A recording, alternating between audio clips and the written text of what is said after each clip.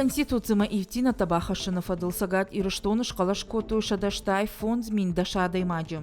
Ахам бараканан тафанышан котуй России центрон в жаранг амиша информацион центры. Республика Якушин сарташада дуун дуа хаяды, ама дуун фонд раштагмак амиша. В жаранг хаят тагом штыра шома аш чахатай ижар аш чахатма. Калаш табана майзашта фацагам июля. Одмава бюллетень табаварын сейфа. Ахам процедура сау ал хаядыдар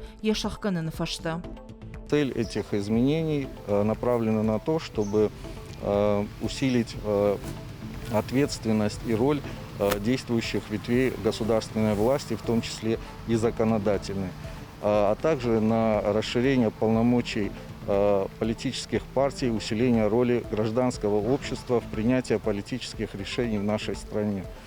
Очень волнует то, что в нашей федеративной стране должно сохраняться равноправие всех народов, которые населяют нашу страну, а также конституционные гарантии для малочисленных и коренных народов в сохранении своей самобытности, своей традиции, в возможности изучения своих родных языков и своей истории.